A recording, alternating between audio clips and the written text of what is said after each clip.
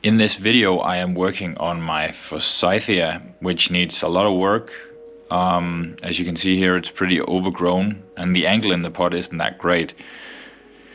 That's why I'm trying to take it out here to proceed with cutting some of the branches off that I don't need on the tree. That's why I'm removing it. I was a little bit shocked at how much root activity there was, but unfortunately they only seem to be growing down. So in the spring I think I'll repot it and get it in a more shallow pot so the roots grow horizontally instead of vertical. I am sawing off this branch because it's too close to the taper and it's too thick to bend. That's why I want to remove it.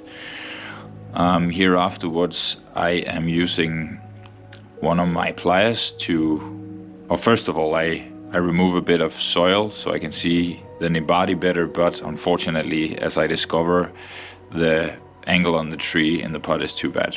But I'll use a couple of pliers here to make the cut better, so the healing process will be prettier and that in the long run also the trunk will be prettier. So that's what I'm doing here, making the scar more nice looking. It's pretty difficult because my pliers are cheap ones from China. I am saving up for some new ones from Ryoga, one of the big Japanese branch, because the better your tools are, the better the work you can do. But everybody can start somewhere, is my opinion. I've also put on some scar healer here. It's the first time I really use it. In my experience, it's good to have a little glass of water or something you can dip your finger in, or else it will stick to your finger as well and just tear off after you've put it on. Right, in this shot you can see the very vigorous roots, which I talked about growing to the bottom. I really look forward to spring when I can remove it and get the roots and see the nibadi what it's all about. I removed this branch because it's too close to the ground, in my opinion, so I don't need it. And I put rocks underneath the tree to get a better angle out of the tree and see what I'm working with. There you can see the seal I made.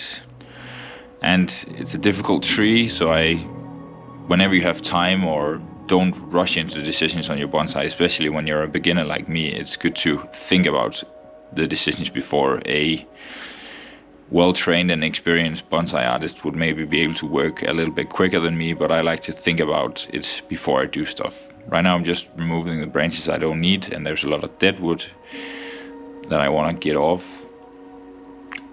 I only need one branch down here at the sign branch, but yeah, removing all the dead wood. But as I'm working on the tree, I look at the taper and it's very inverse. You can see it's very, very wide in the top of the tree. That's why that's a problem, and I am firstly removing some of the dead wood here to make room for a saw so I can try to make it better looking, and then I start sawing through.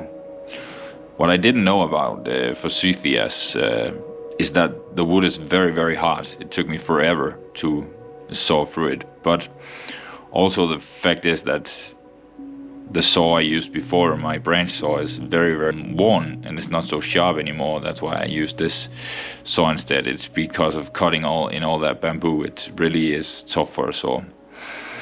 And there you have it, my big new scar, and the taper isn't as inversed as before.